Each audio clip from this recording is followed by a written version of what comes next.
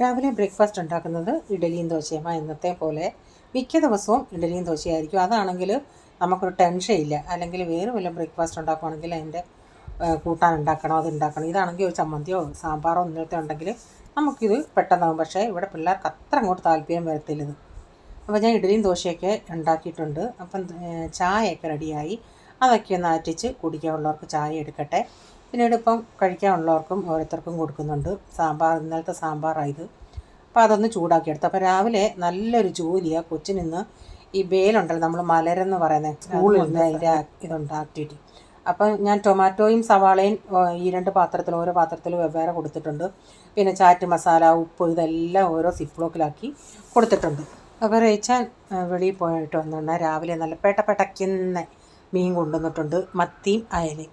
അയല 6 ഉണ്ടായിരുന്നു. ഒരെണ്ണം അങ്ങോട്ട് റേച്ചാൻ വണ്ടി വെച്ചിട്ട് അങ്ങോട്ടും കടയിലോട്ട് കയറിയതേ ഉള്ളൂ. ഒരു പൂച്ച കൂടി വന്ന് അതിൽ നിന്ന് ഒരെണ്ണം തട്ടിക്കൊണ്ട് പോയി. അപ്പോൾ ഞാൻ മീനൊക്കെ അവിടോട്ട് എടുത്ത് വെച്ചിട്ട് ഒരു ബുർജി ഉണ്ടാക്കാമെന്ന് വെച്ച്.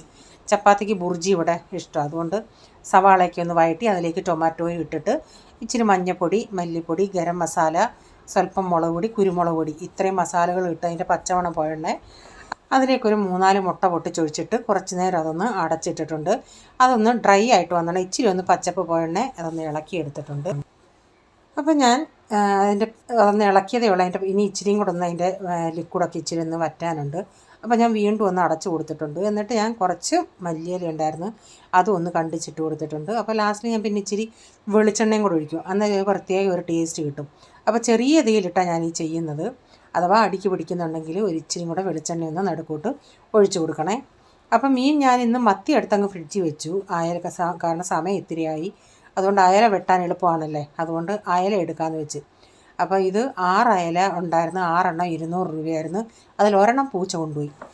അപ്പം മീനൊക്കെ വെട്ടിയെടുത്ത് ഞാൻ അത് കറി വയ്ക്കാനായിട്ട് ചട്ടിയിൽ വെളിച്ചെണ്ണ ഒഴിച്ച് ഉലുവയും കടുകൊക്കെ ഇട്ട് പൊട്ടിച്ചിട്ട് കറിവേപ്പിലയിട്ട് ഇഞ്ചി വെളുത്തുള്ളി വഴറ്റി അതിലേക്ക് ഇച്ചിരി മഞ്ഞൾപ്പൊടി, കാശ്മീരി മുളക് പൊടിയൊക്കെ ഇട്ട് മൂപ്പിച്ചതിന് ശേഷം ആവശ്യത്തിലുള്ള വെള്ളമൊക്കെ ഒഴിച്ചു കൊടുത്ത് പുളിയൊക്കെ ഇട്ട് ഉപ്പൊക്കെ ഇട്ടതിന് ശേഷം അതൊന്ന് അരപ്പ് തിളച്ച് വരട്ടെ. അപ്പോൾ തുണി എടുത്ത് വെച്ചിട്ടുണ്ട്, അതെല്ലാം ഒന്ന് വിരിക്കണം. അപ്പോൾ അരപ്പ് തിളച്ച് വരുന്ന നേരം കൊണ്ട് ഞാൻ തുണിയൊക്കെ കുറച്ച് വിരിച്ച് ഇപ്പോൾ അരപ്പൊക്കെ തിളച്ച് വന്ന് അതിലേക്ക് മീനൂടെ പറക്കിയിട്ട് കൊടുത്തിട്ടുണ്ട്. എന്നിട്ട് ഉലുവാപ്പൊടിയും കറിവേപ്പില ഇട്ടിട്ട് അതൊന്ന് തിളച്ച് വറ്റി വരട്ടെ.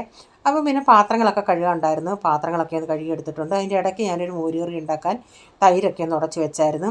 അപ്പോൾ ഈ വീഡിയോയുടെ ഫുള്ളായിട്ടുള്ള വീഡിയോ നിങ്ങൾക്ക് കാണണമെന്ന് താല്പര്യം ഉണ്ടെങ്കിൽ ബിജീസ് കിച്ചൻ ചാനൽ ഇട്ടിട്ടുണ്ട്. അപ്പം നമ്മുടെ മോരുകറി ഇവിടെ റെഡി ആയിട്ടുണ്ട്.